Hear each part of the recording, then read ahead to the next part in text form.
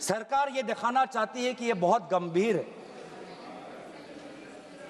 पिछले कुछ दिनों में पता चला कि एनटीए के लगभग 47 लोगों को बदला गया। सर, मैं इस सरकार से मैं ब्यौरा चाहूंगा कि वे जो 47 लोग हैं जिनको आपने ट्रांसफर किया या सस्पेंड किया, कौन है वो? क्योंकि एनटीए की जो एक्चुअल सैंक्शन कैपेसिटी है, एनटीए की जो सैंक्शन कैपेसिटी है वो 34 की है। 34 की सैंक्शन कैपेसिटी है। ये 47 कौन है? कौन है ये 47? 34 में से तो शायद 10-11 वैकेंसियां हैं, 24 ही है जहां पर लोग बैठे हुए हैं। तो ये जो 47 जो सैंक्शन, ये कौन है? जो आउटसोर्स करके अपने लोगों को लाया एनटीए में, वो लोग हैं क्या? उसका ब्यौरा मिलना चाहिए।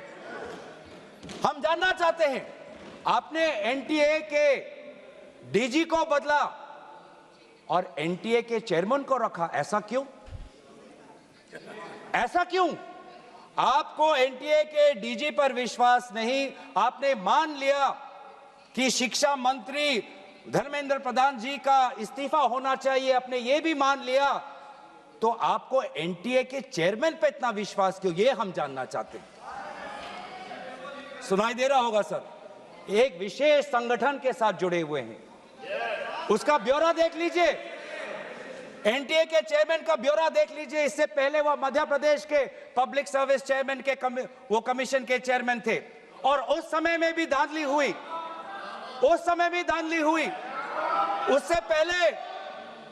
उससे पहले वो छत्तीसगढ़ में भी पब्लिक सर्विस कमीशन में चेयरमैन थे, उस समय में भी धांधली हुई। ऐसे इतने धांधली से जुड़े हुए व्यक्ति को आज भी, इतने पेपर लीक होने के पश्चात भी आपकी सरकार बचा रही है। आपकी सरकार बचा रही है। जिस एनटीए के द्वारा 21 बच्चों ने आत्महत्या की, आज भी वो चेयरमैन बचा हुआ है। क्यों? क्योंकि वो एक विशेष संघ के साथ जुड़ा हुआ है।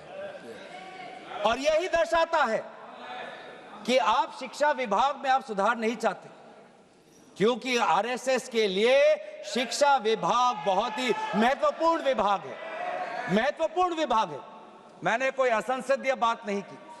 आरएसएस के लिए शिक्षा विभाग बहुत महत्वपूर्ण विभाग है, और इसीलिए हम देखते हैं, चाहे यूनिवर्सिटीज के वाइस चांसलर्स के अपॉइंटमेंट में हो, कॉलेज के प्रिंसिपल के अपॉइंटमेंट में हो, जब फैकल्टी की बदली होती है उसमें हो, चाहे आउटसोर्सिंग में हो, हर चीज में हम देखते हैं कि जिन यूनिवर्सिटी की कल्पना पंडित नेहरू ने एक साइंटिफिक टेम्पर के द्वारा उन यूनिवर्सिटीज के एक सपना देखा था, आज उन्हीं यूनिवर्सिटीज में क्वालिटी पर ध्यान नहीं दिया जा रहा। आप शिक्षा के माध्यम से इस पीढ़ी को आने वाले चुनौतियों के लिए तैयार नहीं कर रहे। आप शिक्षा के माध्यम से इस पीढ़ी के लोगों को आने वाले समय में आपके दल के सदस्य बने, आपको वोट दे, उसके लिए आप एक माहौल बना रहे हो।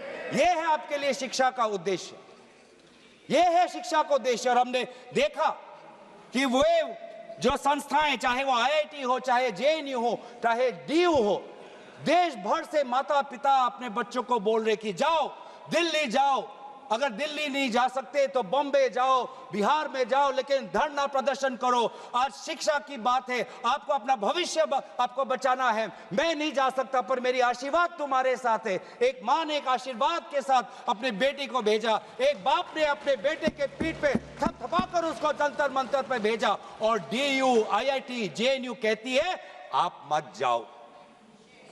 छात्रों को कहती है अगर आप जाओगे तो आपके करियर पर प्रभाव बन सकता है। यह है शिक्षा की संस्थाएं। ऐसे हम आने वाले चुनौतियों के लिए हम भारत का निर्माण करेंगे, अपने युवाओं को हम उनको ताकत देंगे। इसीलिए